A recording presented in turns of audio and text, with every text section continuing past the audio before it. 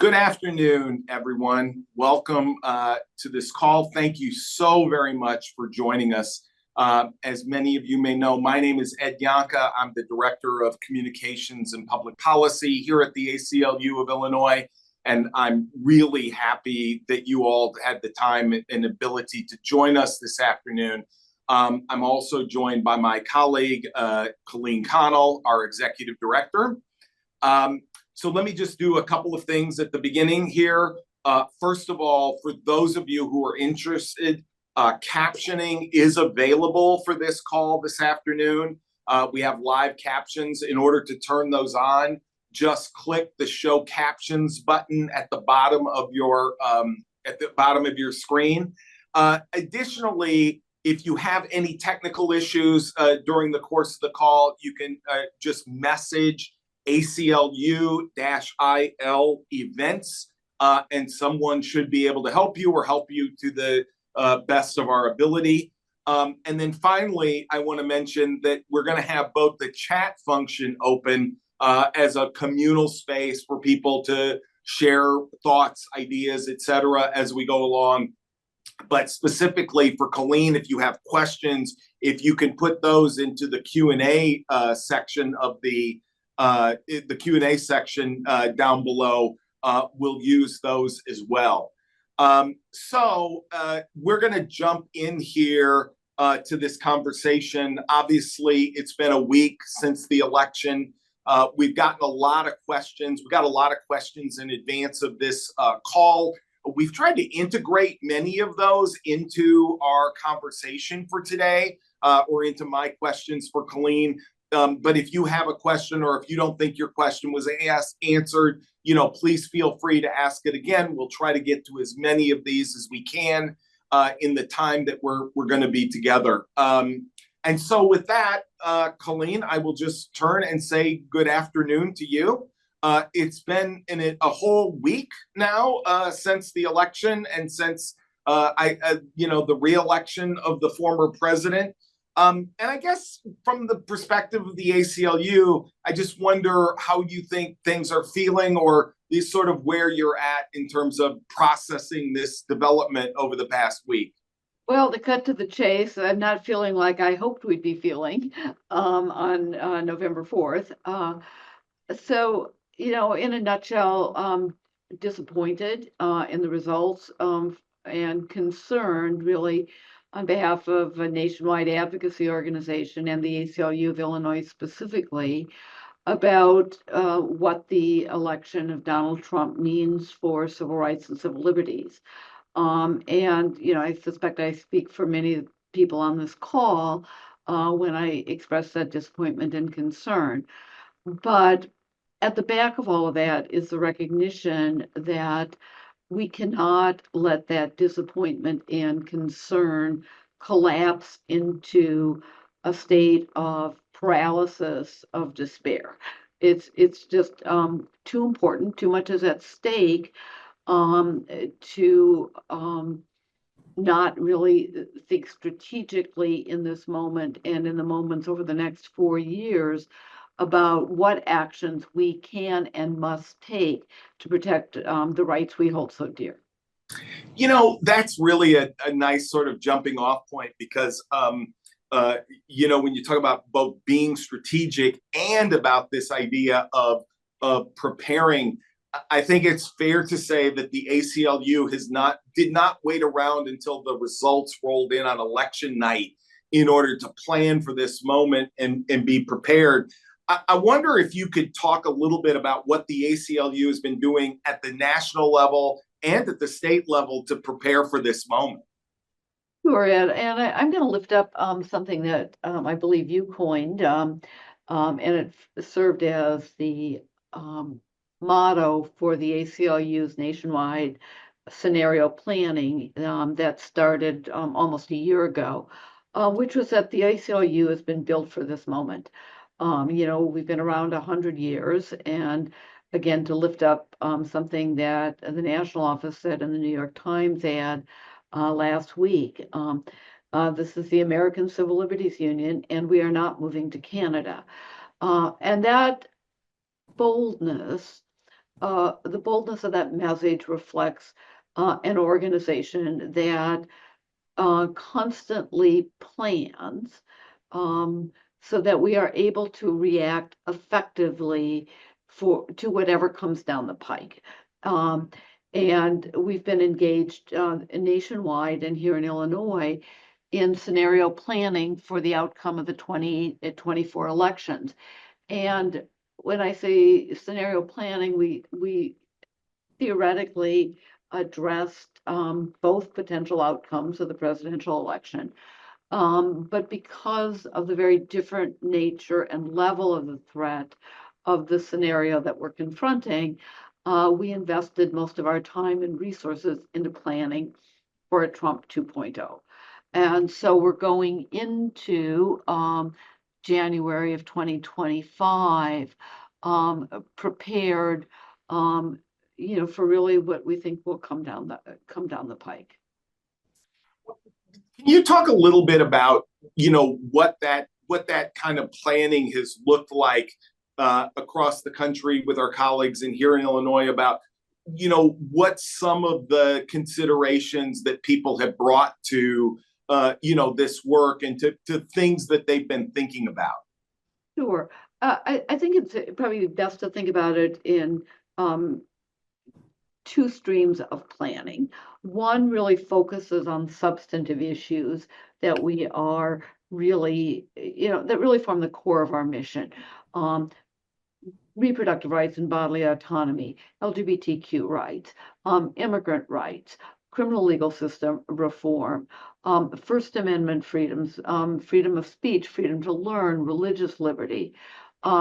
Those, key, and here in Illinois specifically, are concerned for people who are in the care or custody of state institutions.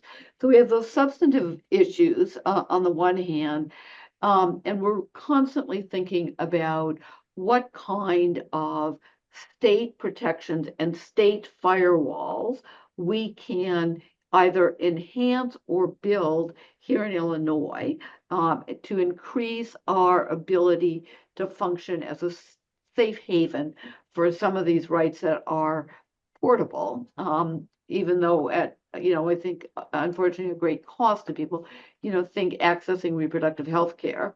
And what we can really do to ward off those federal threats. And so in addition to those substantive buckets of work, we also have what I'm going to say is sort of a process part of our planning. And it really goes to, are there new allies we need to develop and work with? Are there existing allies that we really need to, really try to tighten our relationship or build out that relationship even more? And when I say allies, I think that we're thinking not just other nonprofits, not just other advocacy groups, not just community groups, but we are looking to enhance our partnership with governmental officials who have staked out the ground of protecting civil rights and civil liberties. And I want to just highlight the fact that today's papers carried an article that Governor Pritzker, along with Governor Jared Polis of Colorado, are spearheading a group of progressive Democrat, but not probably, we hope, limited to Democrats. The governor had indicated that he had spoken to a number of Republican governors as well, to mobilize those state governmental resources into protecting, key rights. So one of the things you touch on there is talking about like allies and partners, and that can mean a whole range of things, right? From elected officials to other organizations to other groups across the state, advocacy groups across the state of Illinois. And I think one of the things I'll just say for me is, as I look around the country at people in Massachusetts or ACLU affiliate in Massachusetts or New York or California, that oftentimes when they talk about the kinds of protections they want to put in place in those states, one of the things they often point to is the kinds of protections we've already built up here in Illinois. And I wonder if in some of those areas that you mentioned, if you could just outline a little bit of those protections that we frankly have already put in place here, because I think people hear about kind of to Trump-proof, as it were, our state, and there's a lot of that work we've already done. There is a lot of work that we already have done, and it underscores the importance of the ACLU as an advocacy organization and the fact that we are playing the long game, because many of the state protections that we put in place long predate Trump. For example, we have a much more specific and a much more expansive Illinois Human Rights Act and Civil Rights Act than the federal analogs in Title VII and Title VI of the Federal Civil Rights Law. And those specific protections reflect the fact that we here at the ACLU of Illinois and many of our partner organizations recognize the value of federalism and the fact that we do sometimes have more of an opportunity here on the state level to protect certain rights than can be optimized at the federal level. But more specific to the threats that have emerged of late, we began the push and succeeded in protecting same-sex marriage a couple of years before the U.S. Supreme Court decided in the Obergefell case that the U.S. Constitution protects the right to decide who you want to marry.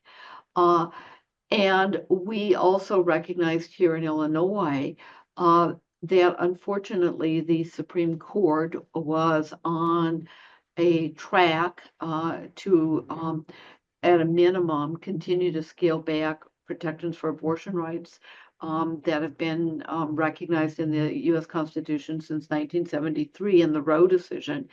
And in 2019, we enacted the Reproductive Health Act, which enshrines into state law state statutory protections for comprehensive reproductive health care on behalf of everyone in the state of Illinois, or anyone who may come to Illinois to access those rights.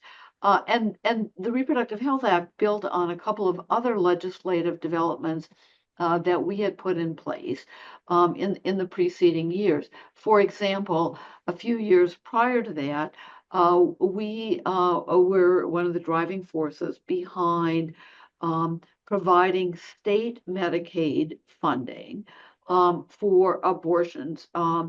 And this built on a legal victory in litigation that the ACLU had won back in the late 1990s, in which we won a state court ruling that the Illinois state constitution provided protection for abortions and Medicaid funding of abortions if necessary to protect the health of the pregnant woman.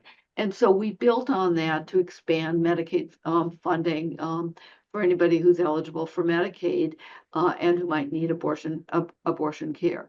And we've also scaled back the religious right of refusal to provide needed health care that offends the religious views of the provider, to require that a healthcare provider advise a person of the standard of care, medical treatment, and where they might go to get that care if it's unavailable at the hospital or doctor's office or clinic because of religious objections of a few. So these rights have really been being developed. This firewall is being built brick by brick by brick, if we want to use the wall analogy, for a number of years. And then post-Dobbs, the Illinois General Assembly enacted the Patient and Provider Protection Act, or our acronym PAPA, which provided, it's basically a shield law that provides protection for both providers and patients, including out-of-state patients who come to Illinois for reproductive health care or for gender-affirming care. And I think it's really important that we not leave anybody behind in this effort to erect a firewall and to make that medical care accessible for as many people who can get to Illinois as possible. And it's really important to recognize how important services here in Illinois are. The Alan Guttmacher Institute, which is a nationwide sort of public health nonprofit, has documented that more people have come to Illinois post-Dobbs than any other of the safe haven states across the country. And that really reflects the unique position geographically that Illinois finds itself in, right here in the Midwest, where we are really, quite frankly, one of the furthest south states, particularly downstate. I mean, we think of ourselves as Midwestern, but women come here from Kentucky, from Tennessee, from Louisiana, from Texas, from Oklahoma, from Arkansas, from Missouri, to get health care, as more and more of those southern states have enacted bans or near bans on abortion services. So our firewall strategy is working. It's not as high or as protective as it needs to be. We have an ongoing effort to provide even further protections for health data privacy, that hopefully the General Assembly will take up, if not in the lame duck session in January, in the 2025 spring session. And that's really important to recognize that there's more at stake than just the privacy of a person's health records. Both governmental entities and other private entities, which often sell information to government, collect a huge trove of personal information. And when you have that information in the wrong hands, people can get hurt. And so I want to, mention just very briefly the restrictions that we, the ACLU, helped get passed on the storage and use of data that's collected from automatic license plate readers. Our first concern, but not our only concern, was making sure that the license plates of people coming from Missouri to Illinois to get health care that's been outlawed in Missouri did not have their license plate information shared with law enforcement officials in Missouri, especially given the efforts by many of the states with abortion bans to criminalize both those people who help women come and access abortion care, and in some extreme instances, even women who access those abortion care. So again, a pretty good indication of how those firewalls have multiple levels, and we've gone a long way, but we're not done yet. Yeah, and it's interesting at the beginning. I just want to lift up something you said at the beginning, that under our Illinois Human Rights Act, for example, that among the groups we protect is on the basis of gender identity. And that's been in place for more than 2 decades in the state of Illinois. So we've actually built some pretty good law around protecting folks, in a number of different settings, in public schools and employment in other places as a result of that. And it just shows the power of making those changes at the state level. Absolutely. And I want to go back and talk, very briefly about the Trust Act. Yeah. Oh, yes. Which, I believe our one of our longtime advocacy organizations that we've partnered with, the Illinois Coalition of Immigrant and Refugee Rights, was really the driving force behind that. But we supported that legislatively as well. And then we and the National Immigrant Justice Center, another longtime partner, really operationalized the protections of the Trust Act during the first Trump administration to really limit the cooperation of Illinois law enforcement with federal agencies that were trying to enforce deportation efforts and other efforts against immigrants, and do it in a way, not surprisingly, that racially profiled people. I mean, so multiple issues, multiple harms, but it's another example of what states like Illinois can do, with the support of other organizations and with the support of our members, including those who are on this call today. It just is so important that we keep fighting for what we know is right, despite the outcome, the disappointing outcome of the election. I wonder, you mentioned a number of different areas that we've been focusing on in our planning. And I wonder if you could talk, there's one sort of historically, when we think of Illinois, Illinois and the ACLU, the issue of free speech and free expression. And I wonder if you could talk a little bit about, with someone who has threatened to use the power of government to punish people who've criticized him or his policies, how do you think we should be thinking about First Amendment protections now in this environment? I'm going to say pretty much the way we have, for all of the ACLU's history. Unfortunately, Trump's threats to punish those who speak out in opposition to him or his policies is not something that we haven't seen before, in this country's history. Whether it was President Nixon's enemies list, whether it was the McCarthy era, whether it was the early efforts in the early ACLU's early history to ban teaching and reading about evolution. And we're seeing all of those bad ideas get recirculated again.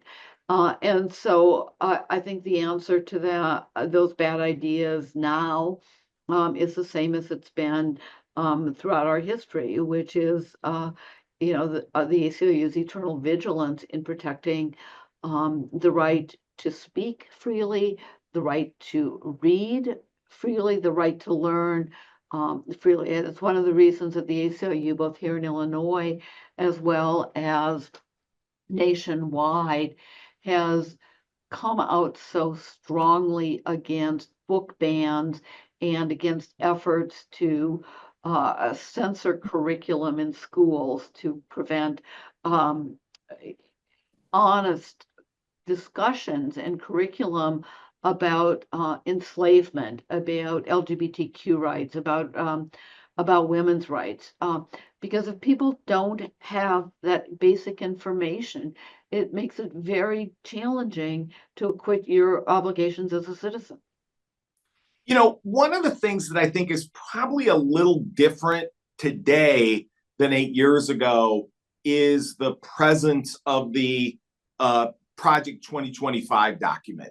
We sort of see what the game plan is. We can really see what it is that we're going to be facing here and what that looks like. I wonder if one of the elements of that document is a lot of conversation about using funding as a device to try to change policy. All of these protections we've been talking about, right, at the state or local level, like there's a lot of talk about not giving funding to law enforcement that doesn't do stop and frisk, or that doesn't engage in heinous immigration policies or isn't part of mass deportation. I wonder if you could talk a little bit about what your sort of early thinking is about how to confront some of those funding issues, and whether or not we're going to have to be a little more creative than we were even 8 years ago in terms of thinking about those issues. So that's one of the top concerns that we here at the ACLU of Illinois have been thinking about and planning.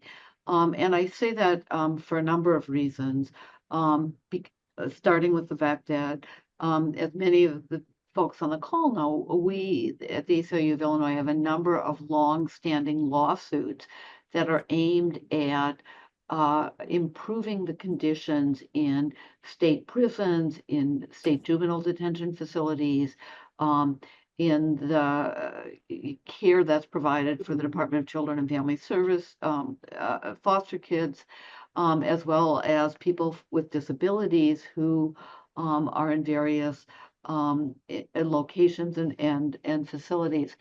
And we are quite worried that a punitive Trump administration will try to withhold federal funding from states like Illinois who have either said things that have offended him or who have enacted policies that use state money in a way that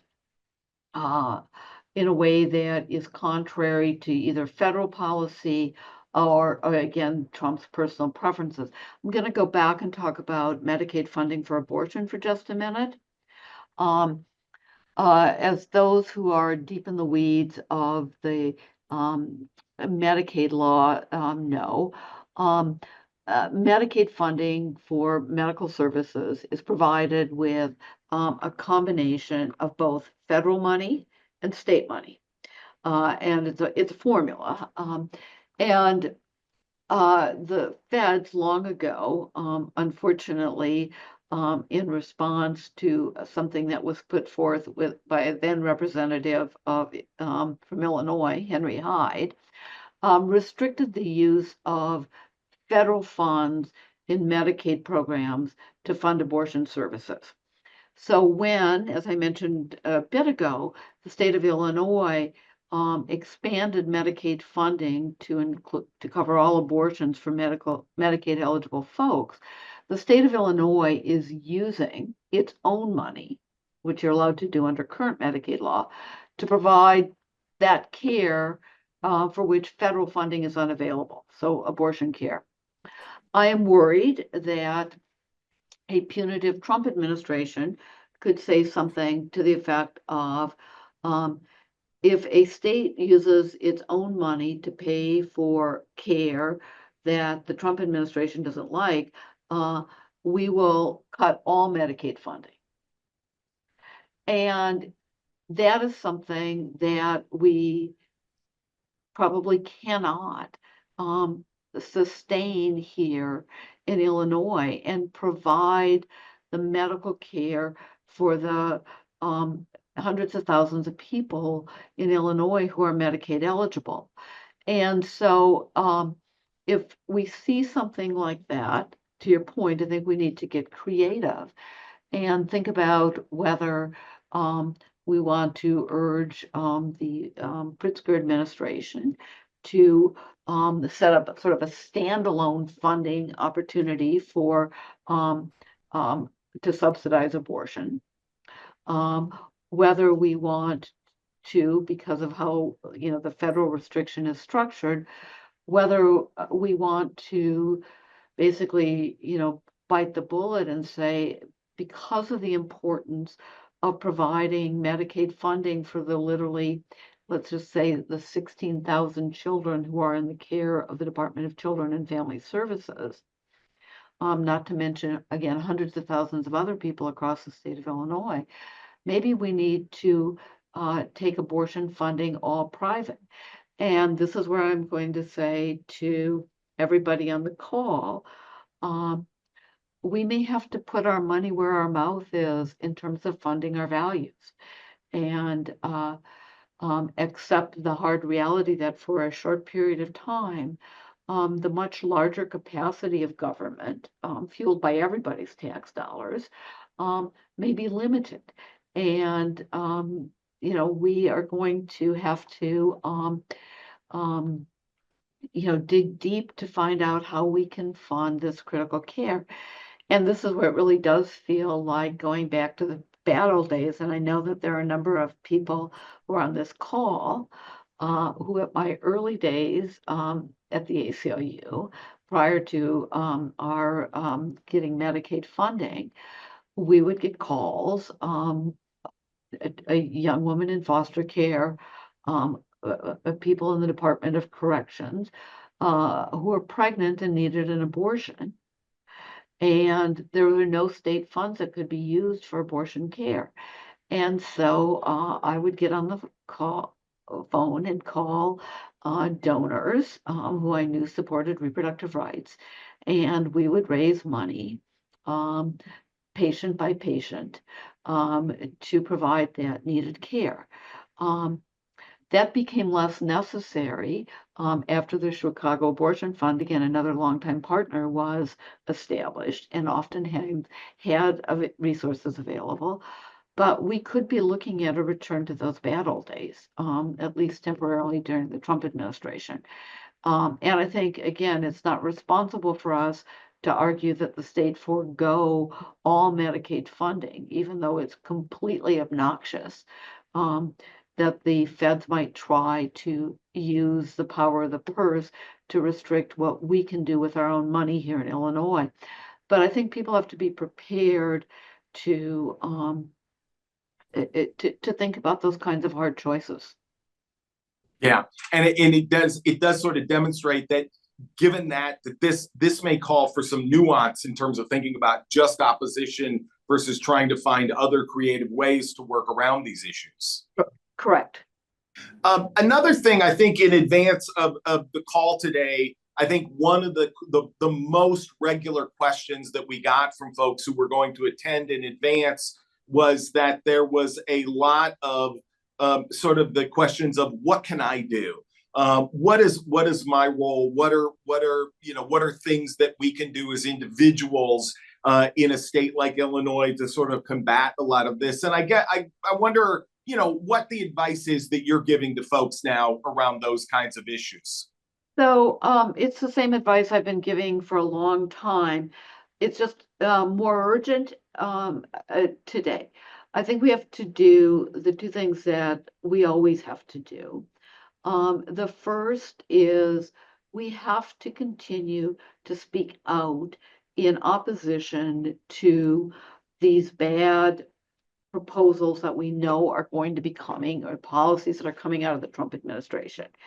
And we have to speak out to our electeds at both the federal level and at the state level and at the local level, because it is critically important that, despite losing this election, that we not normalize the cruelty that is going to be embodied in the unconstitutional, at least in my constitutional law classes, that's unconstitutional, inhumane, and just plain wrong. Let's just call it for what it is. And we can't accept that.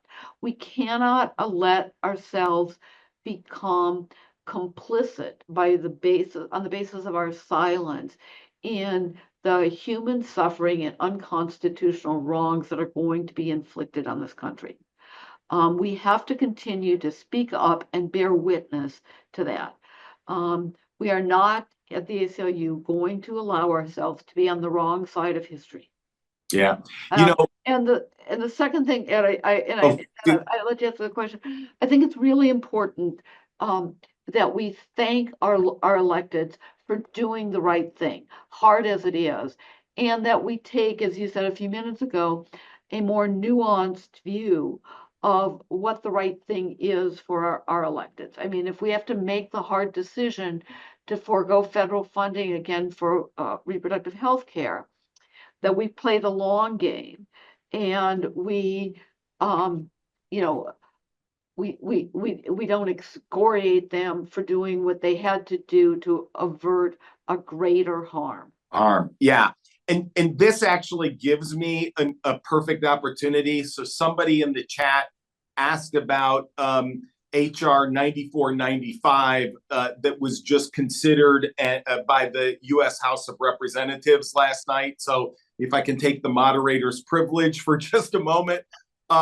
HR 9495 was a really dangerous bill that would have turned over to the Department of Treasury, to the Secretary of Treasury in particular, the power to declare nonprofit organizations or to strip them of their tax-exempt status for having, quote, supported terror organizations. And the definitions around what terrorist organizations are and what support are very loose. We already have in place, actual laws against providing material support to terrorist organizations as are defined by the State Department. This was a broader definition of terror organizations and a much more vague definition of what support was, which of course many of us feared could be used to strip away tax-exempt status from organizations who simply opposed the new administration. That measure was defeated in the U.S. House last night. I will tell you, I think this is a perfect time to thank the members of the Illinois delegation who voted no on that bill. You can find that online. If for some reason you can't find it, let us know at the email where you got the link to this meeting. We'd be happy to share with you the voting status of people. It was, this was a measure that a few months ago seemed like it was going to sail through Congress. And just from the fact that people spoke up and spoke out over the past few days, the measure was defeated. Thanks to our caller, and also for you for explaining that. It's a very important bill to have defeated. Yeah, and the classic kind of, I think, attempt to use government to sort of curb or chill speech in that way as well. So, Colleen, there's another question that sort of came up, I think, in the pre-submitted questions, and I want to, frame this a little bit delicately, but we've seen experiences in the state of Illinois where a public official, a sheriff, a state's attorney, a county board official somewhere will say, I'm not going to follow the Illinois law because of reason X. I don't agree with it. I think it's unconstitutional, just on my ruling, not a court, but just on my perceptions. And I think do you see a genuine fear that, perhaps we'll have a circumstance where somebody in some part of the state will say, we're not going to follow the Illinois Trust Act, for example, anymore because the president wants me to do X and be part of mass deportations. Is that something that you're concerned about?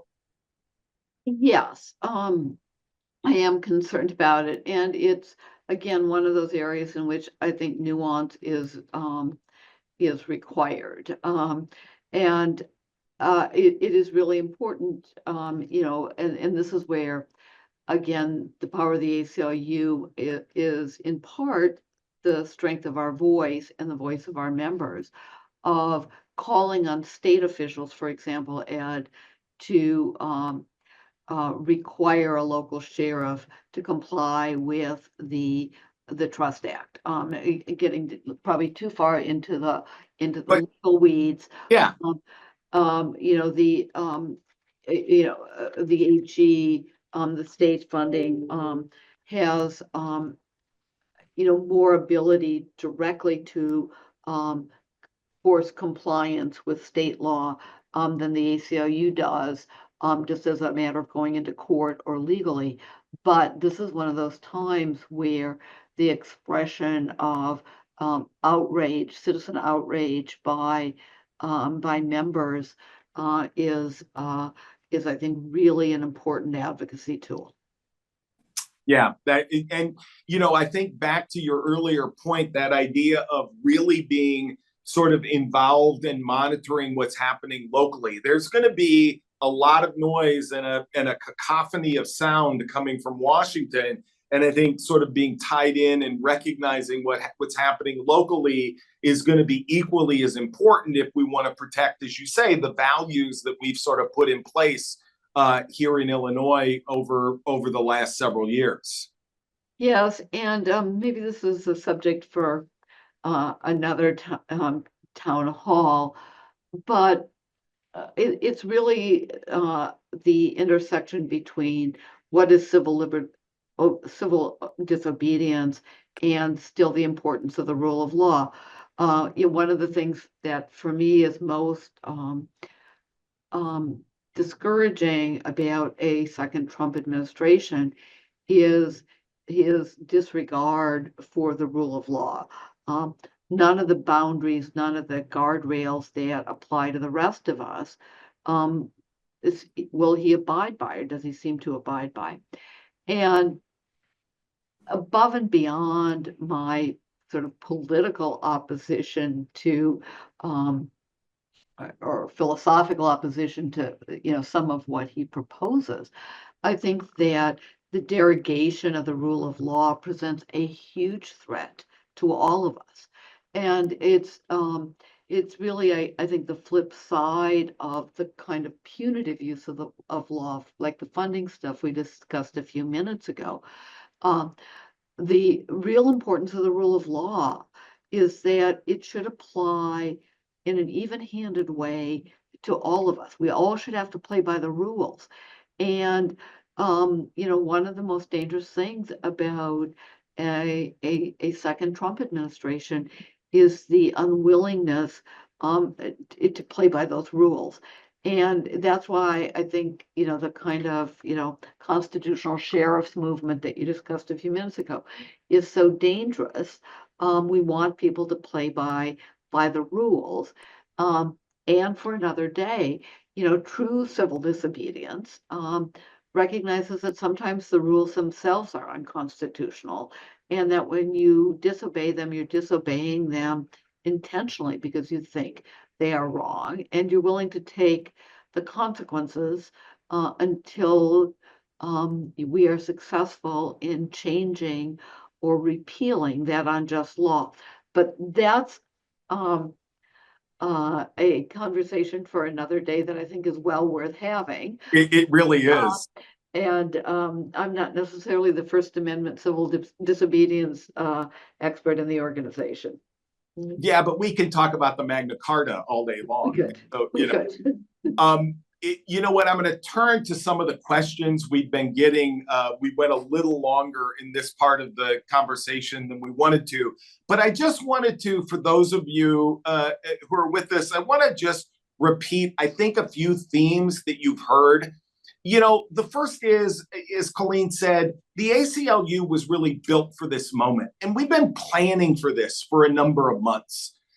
Secondly, we're not going to overreact to a rumor that comes from Washington. We're actually going to react to policies and figure out the best way forward in terms of preserving the protections that we put in place in Illinois.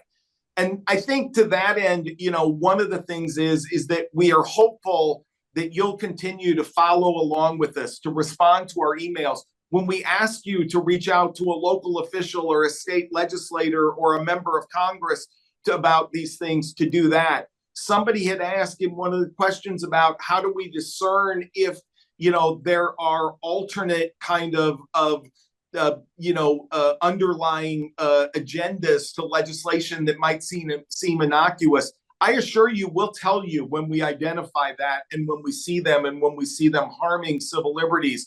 We understand that there's going to be harm that's going to come to people as the result of this administration being in place. And I think, one of the things we're going to need are both you all joining us in terms of reaching out to elected officials, but also being our eyes and ears on the ground of what's happening in places all across this state, because just looking at, the wide scope of places that people are coming from, that's really important. So, I quoted earlier today an article that I read that led with the line, just because you lost an election doesn't mean you're wrong. And I don't think it means we're wrong that this election turned out the way it did in terms of protecting and preserving the Constitution. And that's the work we're going to continue to do. Ed, can we transition to a couple of the questions and the questions and answer? That's what I was going to do. I'm share the concern, but I think I have an answer to one of the questions. Please. I'm the parent of a transgender Yes. person. I'm very concerned that there could be a federal effort to distort providing, gender affirming care for my child into a child abuse allegation like they've done in Texas. So the first thing I want to do is to provide a modicum of assurance that you are safe here in Illinois. The Child Protective Services are a state function, and I do not see the Pritzker administration or the Illinois General Assembly enacting a law or amending the current law that defines child abuse or child neglect to include getting appropriate medical care for your child. That support is just not present, not just in the current Illinois General Assembly, but the one that will be taking office in January of 2025. And I just don't see that that body converting into the kind of spiteful, hateful legislative body that would enact such a cruel and medically inappropriate piece of legislation. And so I think that concern is something that we can, continue to defeat, here in Illinois for the foreseeable future. It doesn't mean that we aren't going to have to continue to cope and try to protect our loved ones from the demonization and othering of trans folks and their families.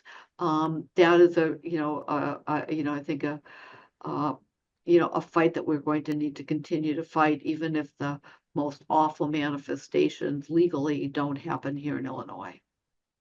As a follow-on to that, another question that we got was a concern about the federal government and what their ability might be to take away gender-affirming care, such as hormones and other things, through some sort of federal ban. And I think we could probably extend this question to other kinds of care through federal bans and what that might mean. I wonder. Yeah. So it's an issue, I think, that's of concern to many of us. And I'm going to lift up the efforts of progressive attorneys general and governors to help, for example, stockpile mifepristone, which is the medication that's used in medication abortions, in anticipation of possible federal restrictions or perhaps federal enforcement of the old decrepit Comstock Act. And I think the same concerns might apply to hormone that are used in gender affirming care or puberty blockers that are used in gender affirming care. And I think that we have both the knowledge and the ability to fight that on a statewide level. Some of the other concerns that have been raised, and this is where, again, we have to play the long game, is whether, efforts, again, to use the power of the purse to basically hypothetically pull Medicaid funding from a hospital such as Lurie Children's Hospital, which is one of the epicenters of gender affirming care for the entire country. Pull Medicaid funding from Lurie if it continues to offer gender affirming care is something that, to state the obvious, I hope doesn't happen.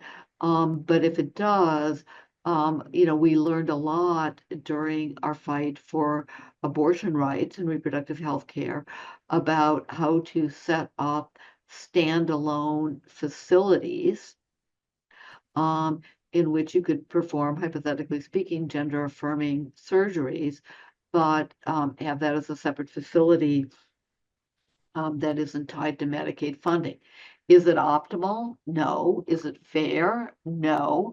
Is it better than losing the ability to offer care to people that need it? No. This is what we unfortunately might have to do.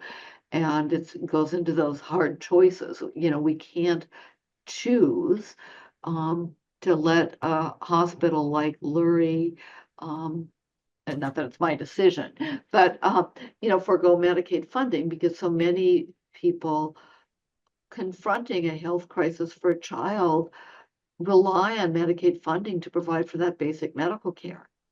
And we need to be creative about how we can essentially provide as much care to as many people as we possibly can through those Medicaid match dollars, and figure out other ways to provide care that at least temporarily during the Trump administration might be restricted.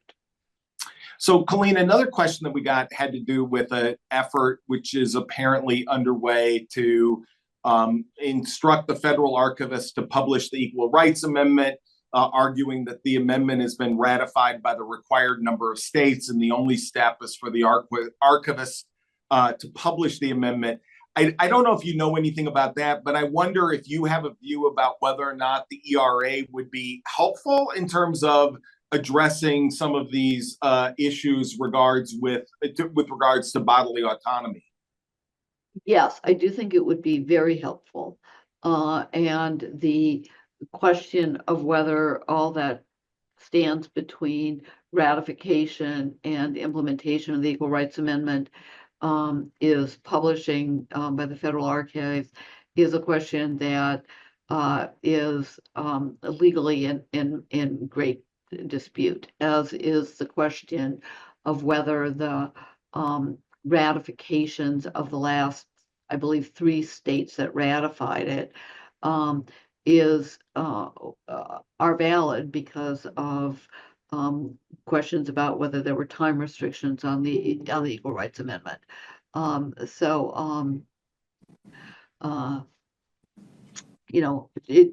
To be continued, but I do think it would really be helpful in not just the quest for bodily autonomy, because, to be blunt about it, the disregard for women and the second-class citizenship with which the majority in Dobbs regards us was palpable. I mean, it just basically, dripped from every sentence of Alito's, majority decision, complete with references to pre-constitutional English, common law. I'll put scholars in air quotes. I think misogynist might have been a more appropriate description. And it really reinforces this notion, prevalent obviously as a matter of law prior to the 19th Amendment, that women were not full citizens, and women did not have rights of bodily autonomy. They did not have rights of credit. They did not have the right to own property in many states. And so an Equal Rights Amendment would put that to rest. So I'm going to put you in the category of skeptical that the president-elect is here to protect women, Colleen, just for the record. Yeah, I think that's a fair assessment. Exactly. One of the other questions we had, I know that this is I know that this is an emerging, kind of evolving thing, but somebody identifying that they're terrified for the immigrant community in Illinois and wondering about the ACLU's work to fight against mass deportations and any effort to end birthright citizenship. So I think that both are significant issues. I think I cannot see a way to end birthright citizenship short of a constitutional amendment. And there are times when the cumbersome nature of amending the Constitution of the United States is a good thing. This is one of them. As to mass deportations, I am very concerned. I don't quite know what to do with that concern, because what I'm about to say is going to suggest that I don't really feel that concern, but I do. I think that as a practical matter, it is impossible to deport everyone in this country who's undocumented, or even everyone who's undocumented, or perhaps has some documentation and has been accused or convicted perhaps of a criminal offense. Hard stuff. I mean, I just think that isn't going to be practically possible. But what I worry about is more of the targeted cruelty that we saw in the first Trump administration of family separation, a Muslim ban, that type, where the actions are targeted to strike terror and fear into people's hearts and also to cause great human suffering. I mean, there is no other way to think about the family separation policy. Right. It intended to harm people. It intended to terrorize people with the misguided hope that people would stop coming to the United States. And of course, the real tragedy of it, not the real tragedy is what I just described, but the real irony, I still lack a vocabulary all these years later to talk about this, is that many of the families who were separated were here legally. They were seeking asylum. They have a legal right to seek asylum. Um, and this goes back to my concern about Trump's disregard for the rule of law. They will always choose performative cruelty over abiding by the law. Yeah. And that's what I'm really worried about. And I think that the ACLU has to continue to respond robustly, as we did in the Ms. M case, as we did in challenging the Muslim ban, as we did in so many other actions. And this is where I want to go back and talk about the importance of partnerships with other advocacy organizations who may have, by virtue of their advocacy, closer ties to immigrant communities than we have. I also want to talk about the importance of allyship and partnership with local officials. It's my understanding, for example, that ICE, the Immigration and Customs Enforcement Agency, often gives local law enforcement warnings that they're going to do raids in particular neighborhoods, oftentimes early in the morning before people leave for work or whatever. And I think it's incumbent on us and our local enforcement officials to basically send out the word of, hey, folks, the mayor is going to be in, fill in the blank, Pilsen or Little Village at 6 o'clock on a Friday morning, in a free, and send out those signals so that people can protect themselves. Yeah, I will just say, I'll just identify in Chicago where we are. I don't know, the city sure knows how to put up cement trucks or dump trucks to make sure that people Right. can't move around certain neighborhoods. If they knew a raid was coming, maybe that could happen. Who's to say? We have almost reached the top of the hour in which we promised to get all of you out of here. Let me say, we didn't get to everybody's question. I'm sorry. We'll capture these. You can send your questions to the ACLU events email. We'll try to answer as many as we can individually. But the other point is, of course, that this is just the first of many conversations we're going to be having over the next 4 years. There's a lot of work ahead, as Colleen has said. There's a lot of planning. There's a lot of thought we've already put into this. And, we're ready for this moment. And I'll just say, as we often, sort of say around here, there's only two choices in some way. It's either fight or flight. And as Colleen identified, we're not going anywhere. So we're happy that you're here to join in this fight with us. We thank you for joining us today. And we will definitely be in touch in the near future and throughout. Keep following us and watching what we're doing, and keep the faith. We'll all get there. Take care. And thanks for the little heart messages that kept flowing. Yes, yeah, and the thumbs up. I love those. Yeah, and the applause. Because nobody usually does the hearts when I'm speaking, so I like that most of all. Thank you, everybody, and thanks for your support. We couldn't do this work without you. Take care, everybody.